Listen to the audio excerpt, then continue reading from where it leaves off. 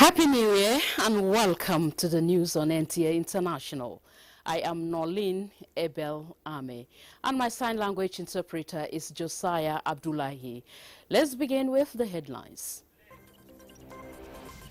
Federal High Court adjourns Abubakar Malami's bail application to January 7, returns him to Kuje prison. Special review of Nigeria's National Assembly in 2025. Effect of climate change, UK records 2025 as hottest in history.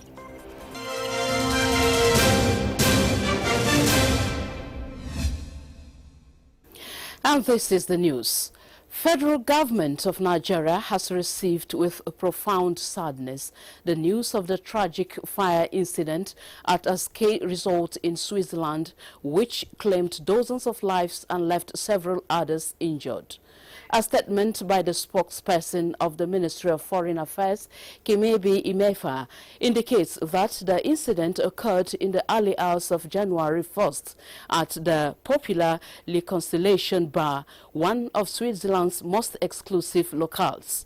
He says the Minister of Foreign Affairs, Yusuf Tuga, has conveyed heartfelt condolences to the government and people of Switzerland while extending sympathies to the families of those that lost their loved ones. He also wished those injured a speedy and full recovery. The statement concluded by noting that the thoughts and prayers of the government and people of Nigeria are with the government and people of Switzerland during this period of mourning. Now, last year was Britain's hottest and sunniest on record. The National Weather Service confirmed on Friday, calling it a clear demonstration of the impacts of climate change. 2025 now joins 2022 and 2023 in the top 3 warmest years since 1884. The Met Office said in a statement, noting the United Kingdom's mean temperature through last year was 10.09 degrees Celsius. This an increasingly clear demonstration of the impacts of climate change on UK temperatures. It is also only the second year in this series where the UK's annual mean temperature has exceeded 10.0 degrees Celsius. The previous record of 10.03 degrees Celsius was set in 2022. It means 4 of the UK's last 5 years now appear in the top 5 warmest years since 1884, and all of the top 10 hottest years will now have occurred in the last 2 decades. The Met Office had already announced last month that 2025 was the country's sunniest year since the record series began in 1910. The UK, which comprises England, Scotland, Wales and Northern Ireland, saw 1,648.5 hours of sunshine, 61.4 hours more than the previous record set in 2003.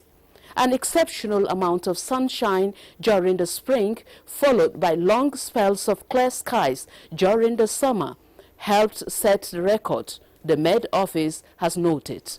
The head of climate attribution, Mark McCarthy, said the very warm year was in line with expected consequences of human-induced climate change, although it does not mean every year will be the warmest on record. It is clear from our weather observations and climate models that human-induced global warming is impacting the UK's climate, he added. Former Brazilian President Jair Bolsonaro has been discharged from Estado Hospital in Brasilia after an 8-day admission marked by multiple surgical procedures. Adaobi Obiachina reports that video captured a heavy police convoy exiting the hospital grounds shortly after his release. Hospital officials confirmed that Bolsonaro underwent 4 procedures, including a planned inguinal hernia surgery and treatment linked to persistent hiccups, a condition that had caused recurring discomfort. Upon discharge, authorities required the former president to return to the Federal Police Detention Facility, where he is serving a 27-year sentence. Bolsonaro's legal team, again, pushed for house arrest on humanitarian and medical grounds, arguing his health remains fragile, partly due to complications from 2018 stabbing incidents. The courts, however, have maintained their stance, rejecting all appeals. In another development, Libyan officials say Britain agreed to provide technical and legal support in coordination with Libyan and Turkish authorities. The Falcon 50 jet crashed in Turkey shortly after leaving Ankara, with Turkish investigators citing electrical failure. Libya had earlier sought analysis support elsewhere, but rejected France's involvement, citing neutrality rules under the Chicago Convention, as the aircraft was French-made and the crew includes French nationals. Authorities want the public to disregard unverified claims, insisting results to be released once flight data is retrieved and verified. Investigation continues as family awaits answers, with Libya urging calm and accuracy in public discourse. Adobe Obiechina, NTA News. And elsewhere in India, filtered water supplies are being distributed across affected communities as Indore community in India battles a deadly water contamination crisis that has killed at least 14 people and hospitalized hundreds. Emergency response teams, volunteers and authorities have mobilized to deliver safe drinking water while investigations continue. Adaobia Obiachina has the details. More than 14 people have died and over 150 residents hospitalized after drinking contaminated water from sewage due to broken pipelines running alongside sewer lines. Footage from New Year's Day shows residents queuing with water cans as sewer systems are cleaned and heavy machineries deployed to contain the damage. Families say they were unaware that the illnesses and death were water-related until the crisis escalated. Medical staff report a surge in the severe acute diarrhea cases, some patients arriving unconscious after dozens of episodes. Hospitals increase antibiotics and intravenous fluids, stabilizing most patients within hours. Authorities and volunteers are now supplying filtered water, prioritizing elderly residents as wards filled and homes empty, while officials report 149 confirmed illnesses. Local accounts suggest more than 1,100 residents may be affected. With emergency water now flowing to communities, pressure remains on authority to replace damaged pipelines and separate sewage from public water networks. The crisis underscores the cost of infrastructure failure and the urgency of systemic repair. Adobe Obiechina, NTA News. And here in Abuja, the Federal High Court's Abuja Division has adjourned to the 7th of January 2026 to rule on the bail application filed by former Attorney General of the Federation and Minister of Justice Abubakar Malami SAN and 2 others. Malami is standing trial alongside 2 others for alleged money laundering and illicit possession of assets valued at more than 8 billion naira. After hearing both parties, the court adjourned the case to Wednesday next week to rule on the bail application. Meanwhile, Justice Nwite has granted bail to the Bauchi State Finance Commissioner, Yakubu Adamu. The defendant, along with one Ayap Agro Products Company, face charges of alleged conspiracy and laundering of 4.65 billion naira. He pleads not guilty to the charge. The court granted him bail of 500 million naira and 2 shorties who must provide landed property in Gwarimpa, Maitama or Asokoro, Abuja.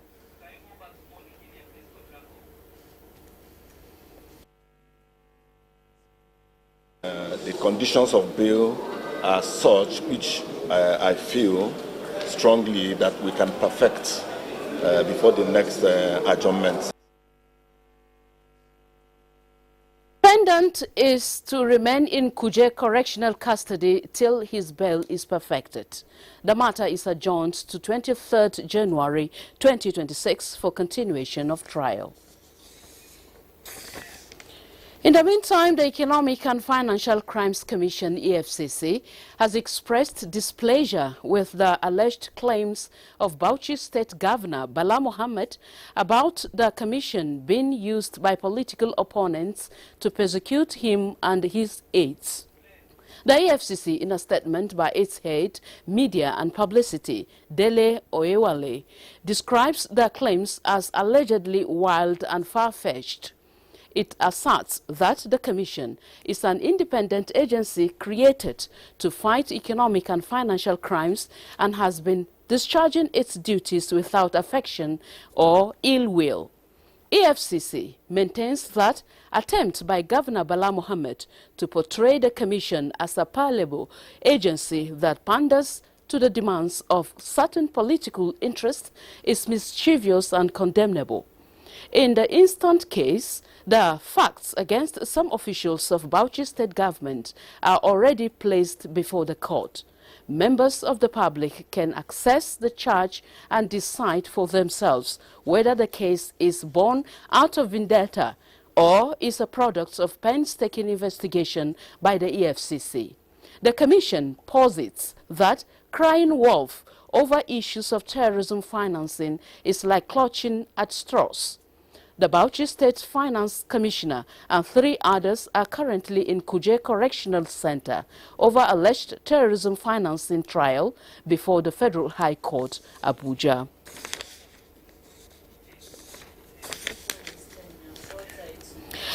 The Ogun State Police Command has arraigned the driver of the Lexus SUV involved in the Anthony Joshua accident case, Adeniyi Mobolaji Kayode, aged 44, before a magistrate court sitting in Shagamu area of Ogun State.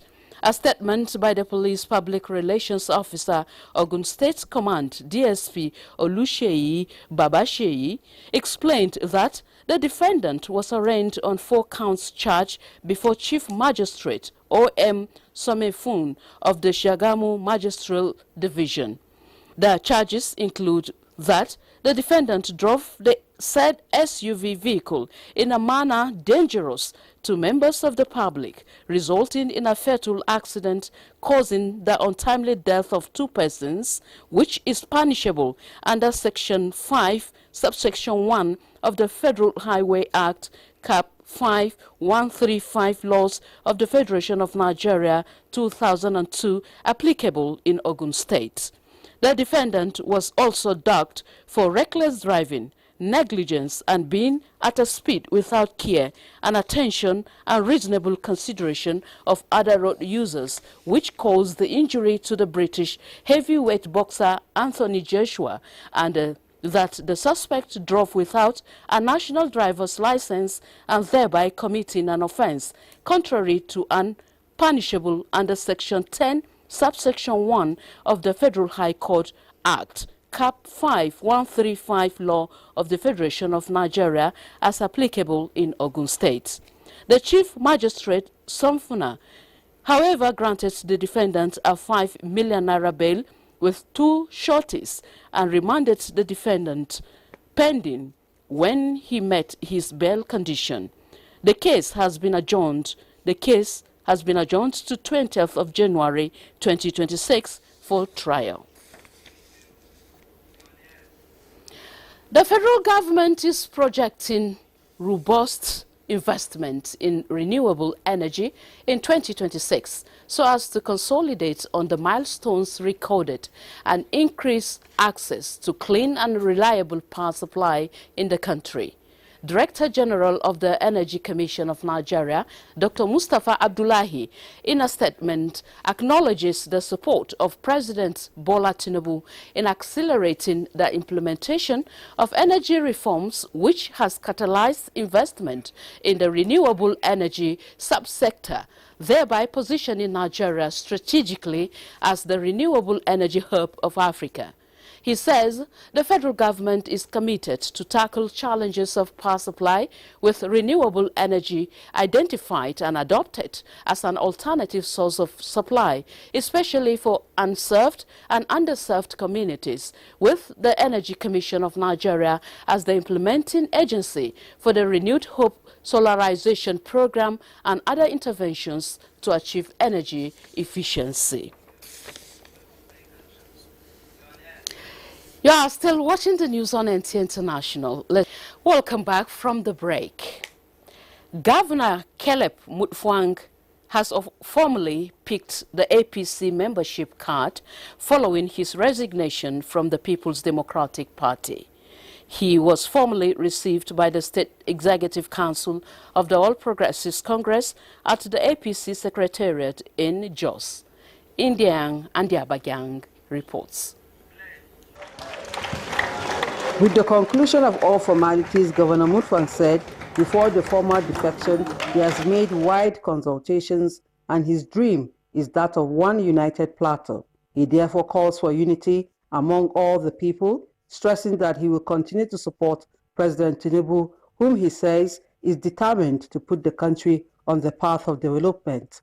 Just like you have accorded me all the privileges of a member of the APC, I want you to know that I will provide the leadership that gives everybody the space to express himself.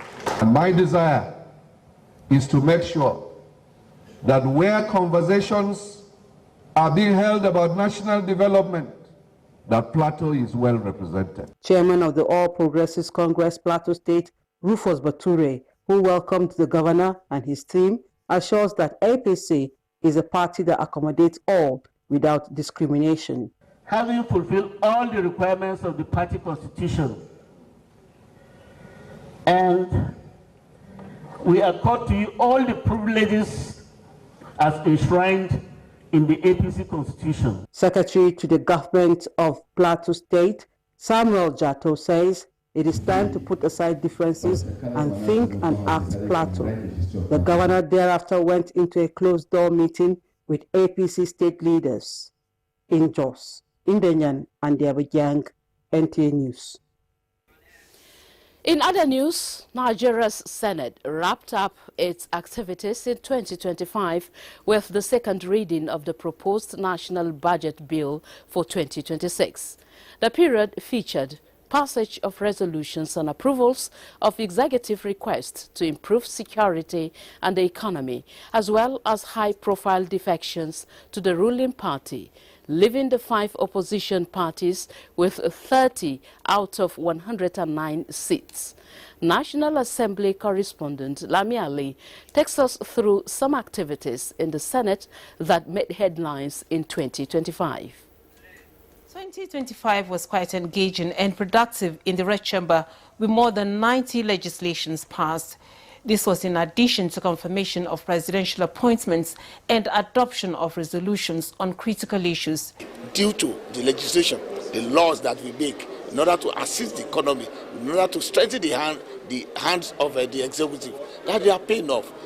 Here are some activities in the Senate that went abuzz in 2025. In February, Senate passed the 2025 budget estimate after weeks of budget defense with ministries, departments and agencies of government. I hope that this appropriation bill will contribute to moving Nigeria forward and will assist Mr. President in his renewed hope agenda to renew the hope of Nigerians in all facets of life.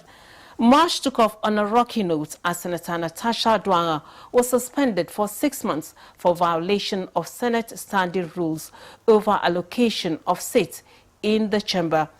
Also in March, Senate passed the National Identity Management Commission bill that makes registration compulsory for all Nigerians. It also passed the Investments and Securities Bill prescribing 10-year jail term and 20 million naira fine on anyone found guilty of promoting Ponzi schemes.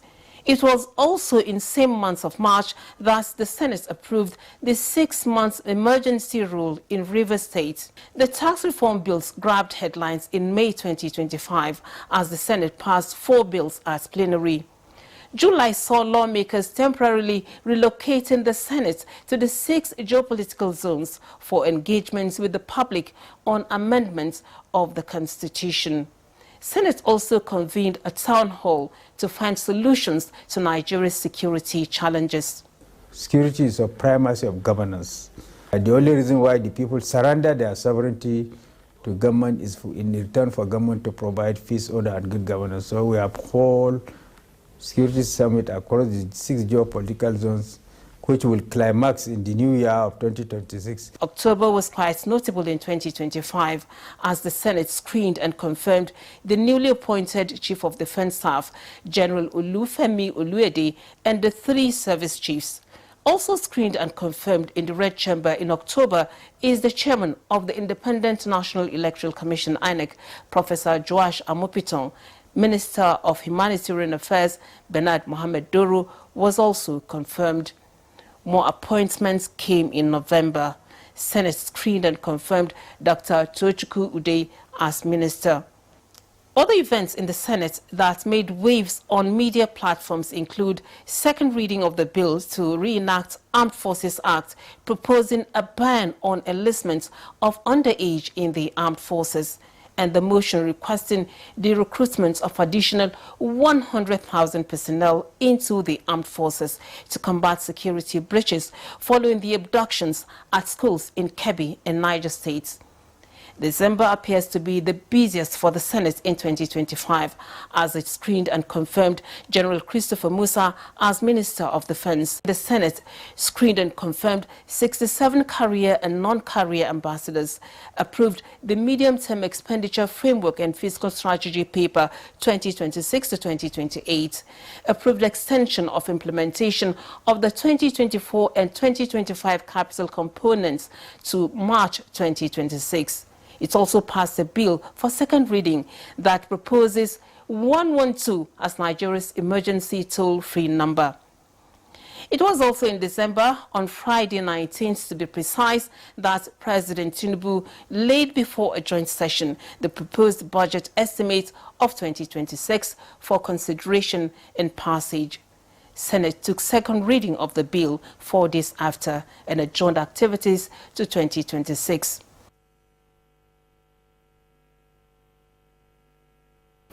Very well captured, Lamia Lee.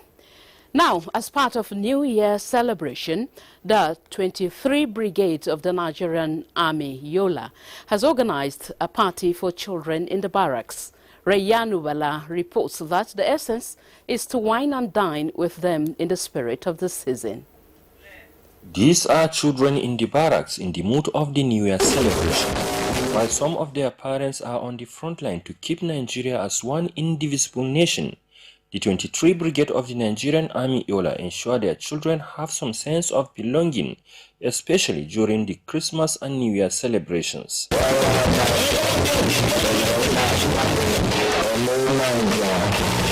It still reminds me that children are still valued and are leaders of tomorrow in Nigeria and Adamawa State. I feel very happy and excited. You can see the atmosphere here. It has raised their morale and given them that sense of belonging, which is what we intend to achieve. And again, our troops in the front line, they are highly motivated by this gesture for their commander to take our time today to celebrate with their families while they are fighting in the front lines. The acting commander, Sector 4 of the Operation Hadinkai, Brigadier General Amechi Agu, says the new year comes with new hope on the counterinsurgency operations in the northeast. To sustain the operational tempo within my area of responsibility in order to defeat the terrorists and other criminal elements, so as to achieve total normalcy within the country. In Yola, Rayanu Bala, NTA News. Up next is Sports Update with Enerjo Hadiku as our guide. 8 teams were sent packing from group matches at the 2025 African Cup of Nations in Morocco, while 16 teams were able to qualify for the second round. The top 2 teams from each group plus the 3 best third-place nations comprise the 16 sides which enter the knockout stage. Mali to face Tunisia. Morocco will have to find a way around technically gifted Tanzania, while the Desert Foxes of Algeria will battle with the hard-fighting Democratic Republic of Congo, the Pharaohs of Egypt to keep a date with silky Benin Republic side. Senegal will look for how to go past high-flying Sudan. Nigeria will play Mozambique. South Africa's hope looks bleak with the indomitable Lions of Cameroon standing in their way, while Burkina Faso square up against the Elephant of Cote d'Ivoire. Hoping that Super Eagles can at least win convincingly this time. Mozambique are a stubborn side, if I may say, but I'm expecting the Super Eagles to win, and it should be a convincing win so that we can pass a message across to Congo or Algeria, which we might be meeting next in the quarterfinals if we scale the hurdle of the Mozambican national team. Now to pro wrestling. The maiden edition of the Big C Professional Wrestling Championship has held in Agulu, Aniocha local government area of Anambra State. The event was organized by the national patron Joachim Afojama with the aim of showcasing professional wrestlers while inspiring amateur wrestlers in the community to go into professional wrestling. It featured 5 interesting bouts, which include 1 female fight. With sports update and Ojo Adiku. And that concludes the news on NTA International. Thank you so much for watching. I am Nolin Ebel Ame, and my sign language interpreter has been Josiah Abdullahi. Happy New Year.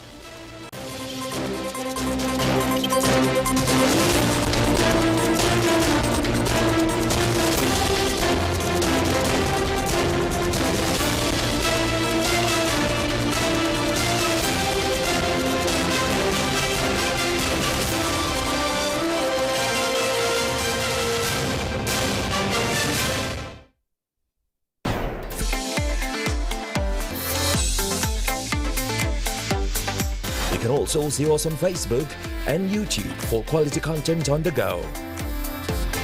NTA International, Africa's window to the world.